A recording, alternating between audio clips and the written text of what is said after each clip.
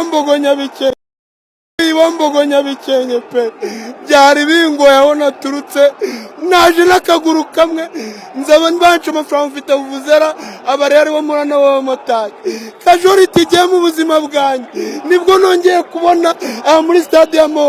Yanongeye kubasuhuza mbaha ikaze mwebwe musubscribe kuri Mr Karimagezi TV Rwanda ndetse nawe utagubwa kudukurikirana hano. Reka tunosore amakuru ari kuvuga ku kipe ya Rayon Sport, aho abafana batangiye kuvuga yuko ikipe ya Rayon Sport ibintu iri kubakorera n'urwice rubozo, yuko nk'ikipe bari bafana ikipe y'icitegererezo, ikipe ifanwa n'abanyarwanda batari bake, ariko muri zindi kwitwaramo ntabwo ari neza cyane. Reka tubinonosore turebe ukuntu bimeze. Ikintu nakubyaje nuko wakurikirana video ukaza kuyirangiza, niho urakuramo iby'ingenzi nimbura umufana wa Rayon Sport kabisa, cyangwa se ukunda imikino muri rusange. Reka nze tubinonosore turebe ukuntu bimeze. Nuko tuvuga abafana ba Rayon Sport batangiye kuvuga yuko ikipe ya Rayon Sport mu minota za mbere iri kuba ifite imbaraga yagira mu gice cyacika intege, ndetse urabona yuko umukino ikinye ikurikiranyije harimo nk'umukino yakinye iri gukina n'ikipe ya AR, ubonye ko mu minota wa nyuma yabatsinze igitego kimwe, bameze nkaho badahari kabisa. Ariko tunosore turebe ukuntu bimeze. Umukino wabaye ejo uri wahujije ikipe ya Rayon Sport na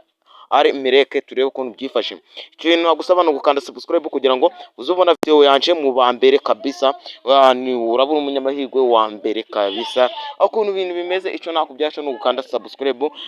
Rayon Sport ni ikipe nziza cyane ndetse ifite abafana beza cyane. Ikindi cyatangajwe nuko umutozo wa Rayon Sport bagomba kumwirukana ndetse bakazana undi kabisa, cyangwa se bakagarura uwari umutozo wari wa mbere, yuko ibintu urwitobozo bari gukorera abakinyi ba Rayon Sport kabisa.